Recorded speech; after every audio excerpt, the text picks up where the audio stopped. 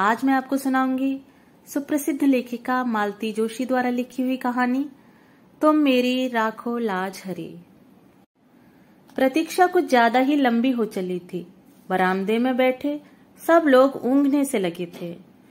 तभी कॉरिडोर से आती भारी पदचाप सुनाई दी और सब के सब एकदम सतर्क हो गए। यह अस्पताल की चिर परिचित सिस्टर लोगों की सौम्य किंतु सधी हुई पदचाप नहीं थी, बल्कि पुलिस के जूतों की भारी भरकम आवाज थी। पुलिस का वह सिपाही हमारे सामने से गुजरता हुआ बाहर निकल गया। कुछ ही पल बाद वह लौटा तो अकेला नहीं था, इंस्पेक्टर शुक्ला भी उसके साथ थे। होश में आ गई है शायद, एक सम्मिलित स्वर उभरा। संभवतः मैं उठ खड़ी हुई, पर मुझे इशारे से वहीं रोक दिया गया। मन मारकर मैं बैठ गई। अब सबकी चौकन्नी नजर मुझ पर थी। उसकी माँ, उसका भाई, उसकी बहन, सब मुझे घूर रहे थे। उनकी नजरों में एक अभियोग साफ साफ झलक रहा था। उन घूरती हुई आंखों से बचने के लिए मैं बाहर लॉन में आकर बैठ गई। उस छोटे से लॉन में कई लोग बैठे हुए थे, सब अपनी अपनी मुसीबत के मारे, सब अपनी अपनी चिंताओं में डूबे हुए। मेरी ओर देखने की किसी को फुर्सत नहीं थी। कोई नहीं जानता था कि यहाँ जो औरत बैठी हुई है वह कल तक एक शहीद की माँ थी, पर आज मैं क्या हूँ यह तो संध्या का बयान ही तय करेगा। उसके परिजनों की आंखों में अगर अविश्वास, संशय या तिरस्कार है तो वह अस्वाभाविक नहीं है। संध्या को आत्महत्या के लिए प्रेरित करने के लिए अगर वे मुझे उत्तरदायी मान रहे थे तो उसमें आश्चर्य नहीं था। सास बहू का रिश्ता विवादास्पद ही होता है, फिर एक युवा सुंदर विधवा बहू के साथ तो लोग सामान्य रिश्ते की कल्पना भी नहीं कर सकते। खासकर बहू के नाम पर बैंक में एक मोटी रकम जमा हो तो यह संदेह और भी गहरा हो जाता है। ऐसी बहू के प्रत्याहरण का मोह शायद बहुतेरी सासों को होता होगा, पर मुझे विश्वास था कि संध्या मुझ पर यह तोहमत नहीं लगाएगी। इतना बड़ा झूठ वह नहीं बोल सकती, लेकिन अगर वह सच बोल गई तो तब उस शर्म को मैं कैसे झेल पाऊंगी। उस सच से तो कोई भी झूठ बेहतर है। मैं तो परमात्मा से प्रतिक्षण यही मना रही हूँ कि भले ही वह मुझे कटघरे में खड़ा कर दे, पर सच न बोले। कल सुबह से मैं यह अस्पताल में बैठी हूँ। खबर पाते ही बंबई से उसकी माँ और भाई तथा दिल्ली से उसकी बहन आ पहुंची हैं। मेरी बेटी सविता भी लखनऊ से चल पड़ी है। अड़ोसी पड़ोसी नाते रिश्तेदार अस्पताल के चक्कर लगा रहे हैं, बारी बारी से आकर कुशलक्षेम पूछ रहे हैं, चाय नाश्ते की पेशकश कर रहे हैं। पर सविता के पापा शर्मसार होकर घर में ऐसे दुबक गए हैं कि एक बार झांकने भी नहीं आए। लोग समझ रहे हैं कि जवान बेटी की मृत्यु से वे इतना टूट गए हैं कि अब किसी नई त्रासदी का सामना करने की उनमें हिम्मत नहीं है। घर में बैठकर वे सबकी सहानुभूति और आदर बटोर रहे हैं और सारी जद्दोजहद से गुजरती मैं सबकी नफरत झेल रही हूँ। संदेह भरी नजरों से छलनी हो रही हूँ। इस हादसे के बाद मैंने प्राणपण से यह चाहा कि संध्या अपने परिवार में वापस लौट जाए। मैंने बार बार यह संकेत दिया था कि हमें उसके रुपए पैसे से कोई मोह नहीं है, वह सब कुछ अपने साथ ले जा सकती है। उसके वहां रहने पर भी इस घर पर, यहाँ की धन संपत्ति पर उसका हक बना रहेगा। अपना बुढ़ापा हम अकेले काट लेंगे, बस हमें इस जिम्मेदारी से मुक्त कीजिए। इस जिम्मेदारी के चलते तो मैं बेटे के लिए रोना भी भूल गई थी। जब उन लोगों की ओर से कोई पहल नहीं हुई तो मुझे ही निर्णय लेना पड़ा। सविता के साथ मैंने उसे पूरे साजो सामान के साथ बंबई भेज दिया। उसके बैंक खाते के स्थानांतरण की व्यवस्था भी कर दी, लेकिन 15 दिन भी नहीं बीते थे कि वह बेरंग चिट्ठी की तरह लौट आई। साथ में उसकी माँ भी थी। समधिन ने हाथ जोड़कर कहा, बहन जी, आपका इतना बड़ा घर है, लड़की कहीं भी पड़ी रहेगी, आपकी सेवा करके जिंदगी गुजार देगी। यह घर तो उसी का है, वह जब चाहे यहाँ आ जा सकती है। मैंने कहा, आपने कुछ अच्छा ही सोचा होगा, मैं जानती हूँ। घर की बात बाहर नहीं उछलनी चाहिए, पर आप तो अपनी हैं, आपसे क्या छिपाना। इसके पिता की मृत्यु के बाद उस घर में बहू का राज हो गया। राज क्या है, पूरा रावण राज है। हम माँ बेटी ने कैसे दिन गुजारे हैं मैं जानती हूँ, इसलिए मैंने इसकी पढ़ाई भी पूरी नहीं होने दी, जल्दी शादी कर दी। सोचा था अपने घर में सुख से रहेगी, पर भाग्य में हो तब तो। उसकी शादी के खर्च को लेकर बहू जब तब ताने देती है। अब अगर वह हमेशा के लिए आ गई तो वह हमारा जीना मुश्किल कर देगी। लेकिन वहां रहने की जरूरत ही क्या है? हम लोग एक अच्छा सा फ्लैट ले लेंगे। आप उसके साथ बनी रहिए, हमें भी फिक्र नहीं रहेगी। लेकिन मैं तो सब दिन बैठी नहीं रहूंगी उसके बाद। बहन, हम भी कोई अमर पट्टा लेकर नहीं आए हैं, जाना तो हमें भी है, और जितनी जल्दी चले जाएं उतना अच्छा। पर जाने से पहले उसका ठिकाना करके जाना है। अच्छा घर भर देखकर उसकी शादी कर देनी है। इतनी बड़ी पहाड़ सी जिंदगी वो अकेले कैसे काटेगी? तो बहन जी, यह काम भी आप ही कर सकती हैं। भाई साहब आपके साथ हैं, मेरे पास तो कोई साधन भी नहीं है। इसके भाई भाभी लालच में आ गए तो दूसरी शादी भी नहीं होने देंगे। जिंदगी भर इसके पैसों पर कुंडली मारकर बैठ जाएंगे। आपको अपने बेटे पर जरा भी एतबार नहीं है? बेटा अपना है तो क्या हुआ, बहू तो पराए घर से आई है। बेटा भी अब उसी की आंख से देखता है, उसी के कान से सुनता है। अपना दिल दिमाग सब उसने बीवी के पास गिरवी रख छोड़ा है। इसके बाद कुछ कहने का सवाल ही नहीं था। एक कोशिश मैंने और की थी, उसकी डॉक्टर बहन के सामने भी प्रस्ताव रखा था। यूं तो वो संध्या से 10 साल बड़ी थी, पर बहन बहन ही होती है, कुछ तो लगाव होगा ही। हमारी तुलना में तो वह ज्यादा अपनी होगी। हम लोगों का साथ ही कितना था, कुल जमा 1.5 साल। उससे भी आधे दिन वह पति के साथ या फिर पीहर में रही थी। लेकिन उसकी बहन ने भी मेरा अनुरोध स्वीकार नहीं किया। बोली, आंटी जी मैं डॉक्टर हूँ, दिन में 15 घंटे बाहर रहती हूँ, कभी कभार रात को भी जाना पड़ जाता है। इनका क्लिनिक घर पर ही है, अभी कोई ऊंच नीच हो गई तो मुसीबत होगी। मतलब वह कोई खतरा नहीं लेना चाहती थी। अब उसे कैसे समझाती कि इसी ऊंच नीच का तो मुझे भी डर है, इसलिए तो मैं तुम सबकी चिरौरी कर रही हूँ। कैसे कहती कि औरत, खासकर अकेली औरत, इनकी कमजोरी है। पर अपने पति के बारे में यह सब कहना अपने आप को गाली देने जैसा है। इसीलिए तो सारी उम्र ओट सीकर इस दर्द को पीती रही हूँ। जानती हूँ कि जब पुरुष की नीयत खराब होती है तो जाति, उम्र, रिश्ते, सारी चीजें गौण हो जाती हैं। इसके चलते मैंने कितनी नौकरानियों को भुगता है मैं ही जानती हूँ। रिश्ते की बहनों और नंदों की मैंने मजबूरन चौकीदारी की है। पड़ोसनों से भी कभी दुआ सलाम के आगे संबंध नहीं बढ़ने दिए। पूरी जिंदगी बहुत चौकस रही हूं मैं, घर की इज्जत पर आंच नहीं आने दी। पर अब मुझसे यह सब नहीं हो सकेगा। टूटा हुआ मन और थका हुआ शरीर लेकर मैं पराई लड़की की जिम्मेदारी कैसे संभाल पाऊंगी? मेरा मन उसी दिन कांप गया था जब शोक से बेहाल संध्या को इन्होंने अंक में भर लिया था। दुख की उस कातर घड़ी में सोचने समझने की शक्ति लुप्त हो गई थी। फिर भी वह दृश्य मेरे अवचेतन में उतर गया था। अपनी सूजी हुई आंखें लेकर सविता ने उसी क्षण मेरी ओर देखा था। पल भर को हमारी नजरें मिली थीं और उसने तुरंत आगे बढ़कर संध्या को गले लगा लिया था। बेचारी लड़की अपने पापा के चरित्र के इस पहलू को जानती है, इसलिए अतिरिक्त रूप से सजग रहती है। घरेलू पार्टियों में जब पापा ज्यादा बेतकल्लुफ होने लगते थे तो वह बेतृष्णा से मुंह फेर लेती थी। पापा अगर उसकी सहेलियों की चोटी खींचते, पीठ पर धौल जमाते या गाल में चिकोटी लेते तो उसका चेहरा तमतमा जाता। मुझसे अक्सर कहती, मम्मा स्कूल में आप ही आया करो। पापा बिना बात के मैम की साड़ी वाड़ी की तारीफ कर देते हैं, बड़ा ऑकवर्ड लगता है। मैंने कितनी बार कहा है कि हम लोग अंग्रेज नहीं हैं। हमारे यहाँ किसी महिला के कपड़ों की तारीफ करना, हेयर स्टाइल या चूड़ी बिंदी पर कमेंट करना अच्छा नहीं समझा जाता। पर इन्होंने कभी मेरी बात नहीं मानी, उल्टे मुझ पर बिगड़ते। तुम्हारा तो दिमाग ही खराब है, हर बात का गलत मतलब निकाल लेती हो। तो संध्या का मेरे पास रहना तय हो गया। मुझे लगा जैसे मैंने अपने आंचल में अंगार भर लिए हैं। 15-20 दिन सविता को मैंने रोक लिया। वह साई की तरह संध्या के साथ बनी रही, पर वह भी कितने दिन रहती? उसका भी घर बार, बच्चे थे, बूढ़े सास ससुर थे, उसे तो जाना ही था। अपनी मुसीबत हमें भुगतनी ही भुगतनी थी। अपना दुख पीकर मैं बहू के घाव सहलाने में जुट गई, पर इन्होंने मुझे मौका ही नहीं दिया। उसका पूरा भार इन्होंने अपने ऊपर ले लिया। इनकी सारी दिनचर्या उसी धुरी पर घूमने लगी। सुबह शाम पेपर पढ़ना, न्यूज सुनना, सीरियल्स देखना सब साथ साथ होने लगा।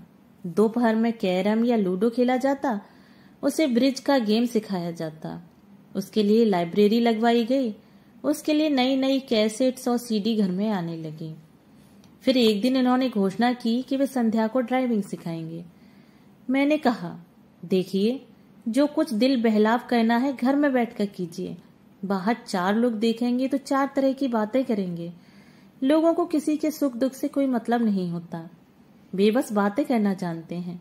लड़की नाहक बदनाम हो जाएगी। वे एकदम भड़क गए। क्या दकियानूसी सासों की तरह बात करती हो? जिंदगी भर क्या उसे घर में कैद करके रखोगी?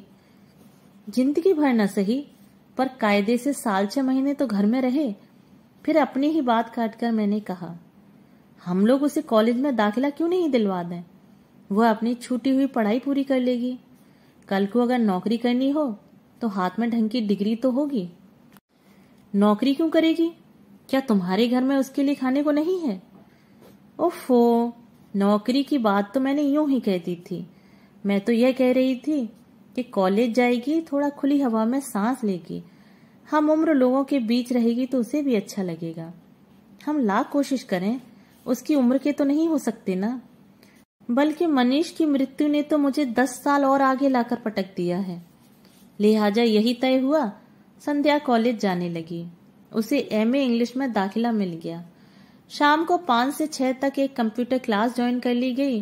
दोनों जगह उसे लाने ले जाने का जिम्मा इन्होंने ले लिया। मैं कहती, उसे एक स्कूटी ले दो ना, इस उम्र में यह बेगार आप कब तक ढोएंगे? वे कहते, मुझे और काम भी क्या है, उतना ही समय कट जाता है। आने जाने से थोड़ी ड्राइविंग भी सिखा देता हूँ। 2 व्हीलर तो मैं उसे आज ले दूं, पर कॉलेज इतनी दूर है, उसके घर लौटने तक हमारी जान सांसत में बनी रहेगी। आजकल के लड़के भी कम शरारती नहीं होते। मैं जाता हूं तो थोड़ा रौब रहता है, ज्यादा बदतमीजी नहीं करते। इन्होंने तो अपना वक्त बांध लिया था, पर मेरा समय काटे नहीं कटता था। 3 प्राणियों के परिवार में मैं एकदम अकेली पड़ गई थी।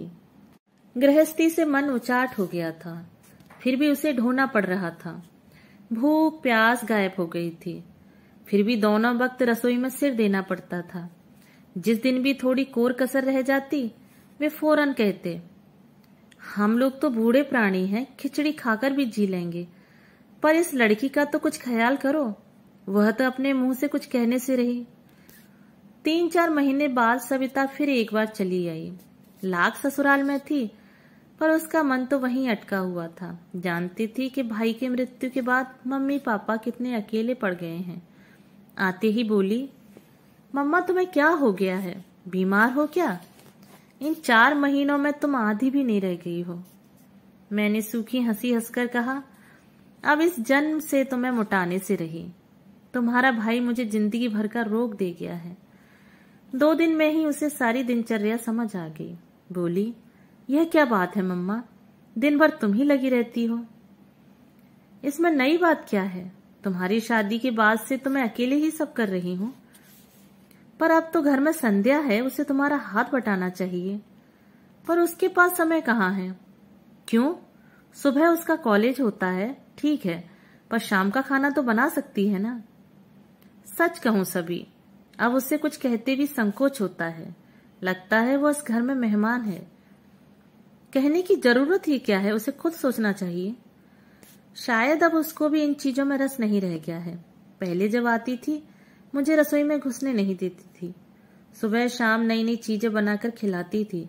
अब उसका भी मन हट गया है, और ठीक भी है। यह उसकी गृहस्थी तो नहीं है, वह तो बस समय काट रही है। और सच तो यह है कि हम अपना समय काट रहे हैं। और पापा क्या कर रहे हैं? एकदम उसके ड्राइवर बन गए हैं।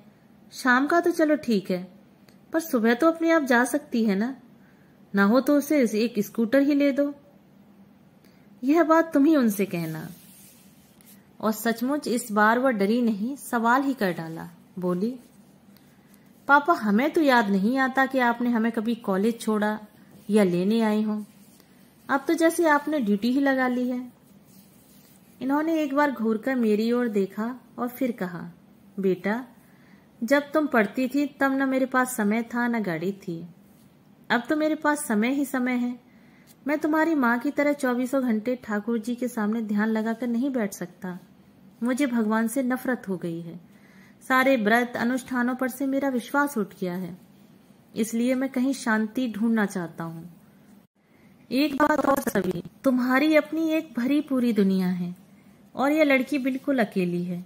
मैं उसका अकेलापन बांटने की कोशिश करता हूँ और उसका तो एक बहाना है। सच तो यह है कि मैं अपना ही अकेलापन बांटने की कोशिश कर रहा हूँ। आखिरी बात कहते कहते इनका स्वर कातर हो आया। हम दोनों शर्म से जैसे पानी पानी हो गईं। अपने दुख को सहलाते हुए हम यह भूल गई थी कि मरने वाला इनका भी कोई था। वह इनकी भी आंखों का सपना था, बुढ़ापे की लाठी था, कलेजे का टुकड़ा था। हम लोग तो रोग आकर अपना दुख हल्का कर लेती हैं, पर ये तो पुरुष होने की व्यवस्था को ढो रहे हैं। सारा हाहाकार मन में ही दबाए बैठे हैं। उस अश्रुसिक्त बेला में मैंने इनके सारे अपराध क्षमा कर दिए। नवंबर में नेहा की शादी निकल आई। इकलौती ननद की इकलौती बेटी की शादी थी। अपना सारा शौक समेटकर हमें भात की तैयारी में जुट जाना पड़ा।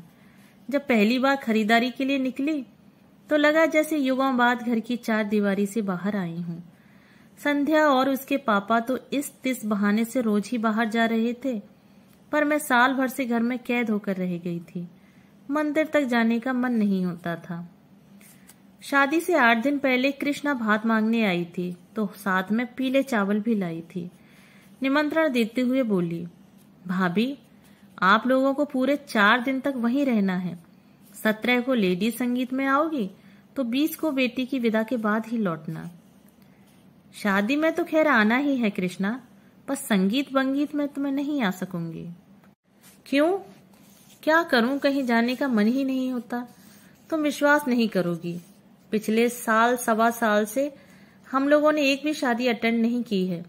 अब यह घर की शादी है इसीलिए तो कह रही हूँ। तुम नहीं जाती हो तो भैया भी नहीं जाते हैं। ऐसा कब तक चलेगा? जीना है तो जिंदगी की कुछ शर्तें भी तो माननी होंगी। इसीलिए आग्रह कर रही हूँ कि तुम आओगी और सारे कार्यक्रम अटेंड करोगी। सच कहूँ कृष्णा, इस लड़की को घर छोड़कर कहीं जाने का मन नहीं होता, तो उसे भी लेती आओ ना। ऐसे भी तो सब जगह आती जाती रहती है। सुरेश नरेश बताते रहते हैं कि अक्सर मामा के साथ गाड़ी में दिख जाती है। जरूर दिख जाती होगी। सुबह कॉलेज जाती है, शाम को कंप्यूटर क्लास जाती है। लाने ले जाने की ड्यूटी इनकी है। अब क्या करें, इतनी बड़ी जिंदगी उसके सामने है, कुछ न कुछ तो करना ही पड़ेगा। हम लोग तो सब दिन बैठे नहीं रहेंगे। हाँ खैर वो तो ठीक है, कृष्णा ने जैसे उकताकर कहा, पर तुम्हें संगीत में जरूर आना है, नहीं तो मैं भात नहीं लूंगी, कह देती हूँ। और बहू को भी ले आना, उसका भी मन बहल जाएगा। तुम जरा अपने से कह देती, मैंने दबी जवान से कहा, पर कृष्णा ने ध्यान नहीं दिया। बहुओं को इतनी लिफ्ट देने के पक्ष में वह नहीं थी। बोली, तुम लोगों से कह तो दिया, वह क्या तुमसे अलग है? कभी कभी 2 शब्द भी लोगों को कितने भारी पड़ जाते हैं। बड़ी मुश्किल से संध्या को राजी किया जा सका। उसके बाद दूसरी समस्या सामने आई, मम्मी जी मैं क्या पहनूं? यह बात नहीं कि उसके पास कपड़ों की कमी थी, वह तो रोज ही बाहर जा रही थी, अपनी मनपसंद की पोशाक और मनपसंद रंग पहन रही थी। मैंने कभी टोका टाकी नहीं की, मेरा तो उस ओर कभी ध्यान भी नहीं गया। पर यह प्रसंग अलग था और इस बात को संध्या भी समझती थी। वहां उसे एकदम बैरागिन बनाकर तो नहीं ले जाती, फिर भी कुछ सतर्कता बरतना जरूरी था। वहां तमाम जाति बिरादरी की महिलाएं होंगी, कृष्णा के ससुराल वाले भी होंगे। जरा सी चूक हुई नहीं कि सबको चर्चा के लिए विषय मिल जाएगा। अपनी सारी अलमारी खंगालकर मैंने उसके लिए मोतिया रंग की एक साड़ी निकाली। मोती मूंगे वाला एक हल्का सा सेट निकाल कर दिया। उसका सहज सौंदर्य उतने से ही खिल उठा। अपने लिए मैंने उससे भी हल्के रंग की एक चंदेरी निकाल ली। इन्होंने देखा तो बेहद नाराज हुए। तुम दोनों मेरी बहन के यहाँ मंगल गीत गाने चल रही हो या मातम करने? मैंने कहा, प्लीज आप हमारे बीच में न पड़िए। 4 लोगों के बीच में जरा सोच समझ कर ही जाना होता है। फिर ये कुछ नहीं बोले, पर पूरे समय मुंह फुलाए रहे। हम लोग जब पहुंचे तो कार्यक्रम शुरू हो चुका था। नेहा की सहेलियां किसी फिल्मी गीत पर नाच रही थीं। हम लोगों के पहुंचते ही कुछ क्षण के लिए नृत्य रुक गया। सबकी आंखें संध्या की ओर उठ गईं। उन आंखों में कौतूहल था, करुणा थी, ईर्ष्या थी और उपहास भी। कृष्णा ने आगे बढ़कर मुझे अंक में भर लिया और वरिष्ठों की पंक्ति में लाकर बिठा दिया। संध्या असमंजस में थोड़ी देर तक खड़ी रही, फिर चुपचाप मेरे पास आकर बैठ गई। वहां इतनी सारी लड़कियां थीं, पर किसी ने यह नहीं कहा कि भाभी मेरे पास आकर बैठो। कृष्णा की दोनों बहुओं ने उससे बात भी नहीं की और नेहा तो मानो दूसरी दुनिया में विचर रही थी। उसकी सगाई के दिन संध्या ने ही उसे तैयार किया था, पर आज उसे हेलो कहने तक की फुर्सत नहीं थी। मुझे एक और प्रसंग याद आया। मनीष की शादी के 2 महीने बाद ही नरेश की शादी हुई थी। उस समय संध्या नई नभेली दुल्हन थी, पर सबके अनुरोध पर वह इतना अच्छा नाची थी कि मेरा कलेजा गज भर का हो गया था और आज जैसे वह उस बिरादरी से बहिष्कृत हो गई थी। करीब 9 बजे के आसपास इन्होंने मुझे बुलाया। बोले, ये गाना बजाना तो शायद 12 बजे तक चलेगा, मैं निकलता हूँ। सुरेश या नरेश कोई तुम लोगों को छोड़ देगा। आपका खाना? पुरुषों की पंगत हो चुकी है, अब तुम लोग आराम से खाती पीती रहना। तभी देखा संध्या मेरे पीछे आकर खड़ी हो गई है। धीरे से बोली, मम्मी जी, मैं भी पापा के साथ चली जाऊं? एक क्षण मन में दुविधा सी हुई, पर मैंने देखा उसकी आंखें एकदम डबडबाई सी हैं। लगता था अब बरसी कि तब बरसी। जाओ, मैंने कहा और वे दोनों चले गए। वापस आकर बैठी तो कृष्णा की ननद ने पूछा, बहू रानी चली गई? हाँ, मैंने कहा और अनायास मेरा आक्रोश फूट पड़ा। बैठकर करती भी क्या? ना उसे मेहंदी रचानी थी, न महावर लगवाना था, न गाना गवाना था, न ठुमके लगाने थे। जिसके लिए आई थी वो अपने में ही मगन है। उसने भाभी की ओर झांका भी नहीं। सुरेश नरेश की बहुएं उससे ऐसे छिटक रही थीं जैसे छू जाएगी तो कोई अनर्थ हो जाएगा। इतनी लड़कियां हैं यहाँ पर, किसी ने पास बैठने तक के लिए नहीं कहा। बेचारी बड़ी बूढ़ियों के बीच बैठी रही। वह तो आने के लिए कतई तैयार नहीं थी, मैं ही जबरदस्ती लेवा लाई और अब पछता रही हूँ। नाहक उसके घाव हरे कर दिए। और यह सब कहते हुए मैं पता नहीं कब सुबकने लगी। घाव संध्या के ही नहीं, मेरे भी हरे हो गए थे। मनीष की मृत्यु का यह नया पहलू अपने भयावह रूप में मेरे सामने आया था और मैं दहल गई थी। उधर कृष्णा की जेठानी भुनभुना रही थी, शादी वाले घर में रोकर असगुन कर रही हैं। इन्हें किसने बुला लिया? मैंने बुलाया है, कृष्णा ने कड़क कर कहा। भाभी है मेरी, नहीं आ रही थी, फिर भी मैं जिद करके लाई हूं। क्या पता था? प्लीज कृष्णा, मैंने उसका हाथ पकड़ लिया।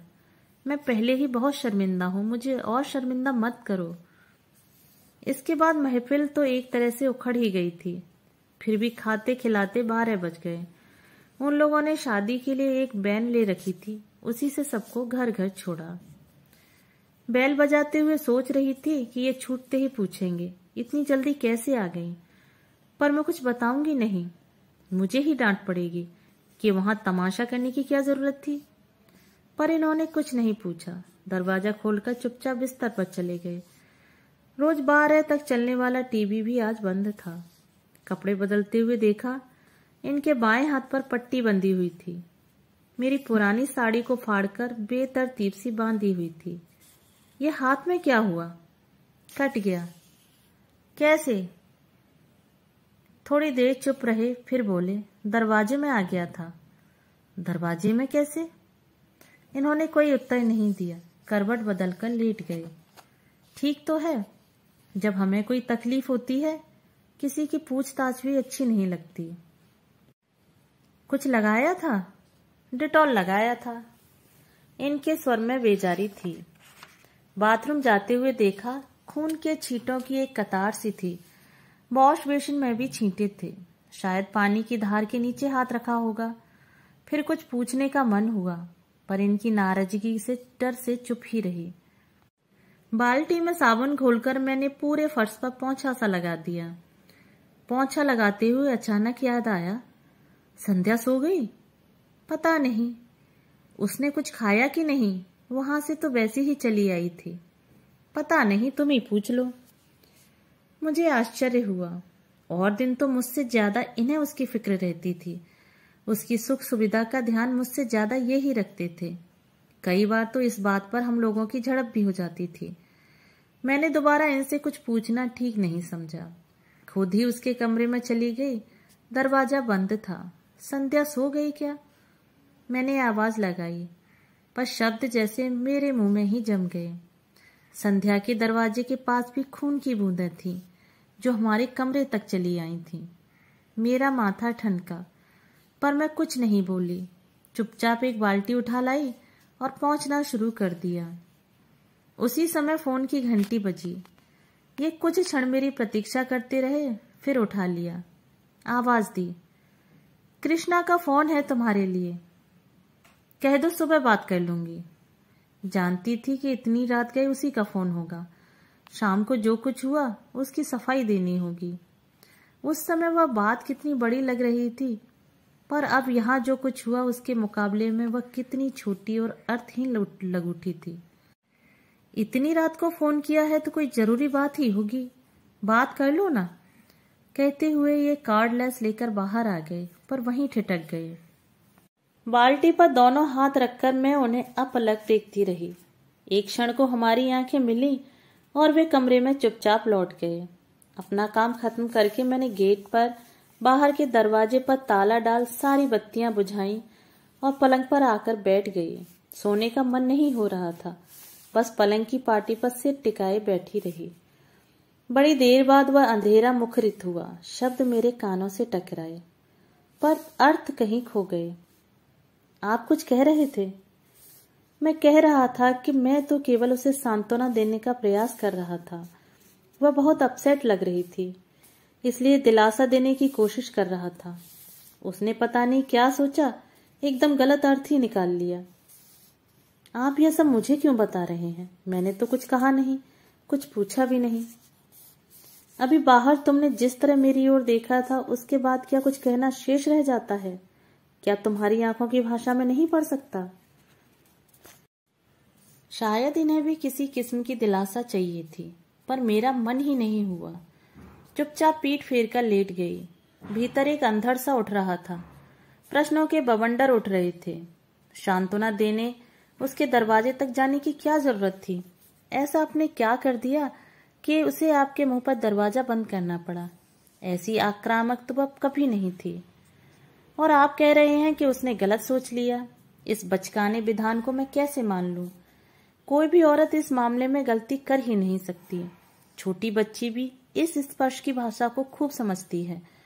फिर चाहे वह स्पर्श नौकर का हो, दोस्त का हो, सहकर्मी का हो, औरत इसे परखने में कभी गलती नहीं करती। ईश्वर ने स्त्री को यह अद्भुत सहज ज्ञान प्रदान किया है। भीड़ की धकापेल में वह हर स्पर्श को अलग से परिभाषित कर सकती है। और यह कह रहे हैं कि उसने गलत सोच लिया होगा। ईश्वर करे ऐसा ही हो। उस रात मैं मना रही थी कि वह यहीं ठहर जाए। इस रात की सुबह कभी न हो और मुझे संध्या का सामना न करना पड़े। पर अपना चाहा सब कहाँ होता है। घड़ी के कांटों के साथ साथ धीरे धीरे सरकती रही। रोज की तरह सुबह की किरणों ने दरवाजे पर दस्तक दी। उन किरणों के साथ दूध वाला, कचरे वाला, काम वाली, नल सभी ने अपनी आमद दर्ज की। मजबूरन उठना ही पड़ा। संध्या का कमरा बंद था। मैंने राहत की सांस ली और किचन की ओर बढ़ गई। चाय बनाकर इन्हें जगाया। चेहरा काफी उतरा हुआ लग रहा था। यह अपराध बोध था या दर्द? वैसे हाथ भी काफी सूजा सा लग रहा था। रात भर जरूर परेशान रहे होंगे। और कोई वक्त होता तो इतनी हाय तौबा मचाते, न खुद सोते न मुझे सोने देते। पर इस बार तो मुझे पता ही नहीं चला। 8 बजे कृष्णा का फोन आया। वह मुझसे बात करने को व्यग्र थी, पर मैंने मौका ही नहीं दिया। कृष्णा, अच्छा हुआ तुमने फोन कर लिया। मैं बस अभी ही करने वाली थी। तुम्हारे यहाँ कार्यक्रम कितने बजे है? तुम्हारा कार्यक्रम है भाभी, जब तुम आ जाओ। तो 9:30-10 बजे ठीक रहेगा ना? ऐसा करो, सुरेश नरेश किसी को भी भेज दो। तुम्हारे भैया के हाथ में चोट आ गई है, ये ड्राइव नहीं कर पाएंगे। और तुम तो जानती हो रिक्शा के लिए भी यहाँ कितनी दूर जाना पड़ता है। फिर इनसे कहा, आप तैयार हो जाइए, 9:30 बजे हम लोग चलेंगे। मेरा जाना क्या बहुत जरूरी है? इनका स्वर थका हुआ था। कैसी बातें करते हैं, हाजिरी तो लगानी ही पड़ेगी, बाकी सब मैं संभाल लूंगी। लौटते समय डॉक्टर के यहाँ भी होते हुए आएंगे। संध्या का कमरा अब भी बंद था, फिर भी मैंने ही सारा सामान जमाना शुरू किया। पिछली 2 शादियों के मुकाबले मैंने इस बार दिल खोलकर खर्च किया था। मन में एक ही बात थी कि अब किसके लिए जोड़ना है। संध्या के पास तो सरकार का और समाज का दिया बहुत है, जिंदगी आराम से कट जाएगी। वैसे भी उसका एमए पूरा होते न होते हम लोग उसकी शादी करने की सोच रहे थे। हम ही लोग कन्यादान करेंगे। भाई नहीं रहा तो क्या हुआ, सविता के लिए एक बहन तो हो जाएगी। सविता की याद आते ही मन उदास हो गया।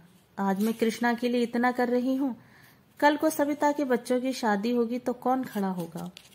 उसकी सास की बाईपास न हुई होती तो सविता आज यहाँ होती, तो वह भी मेरी तरह उदास हो जाती। ठीक 9 बजे नरेश गाड़ी लेकर आया। संध्या का कमरा तब भी बंद था। जब तक ये तैयार हुए, मैंने और नरेश ने मिलकर पूरा सामान गाड़ी में जमा दिया।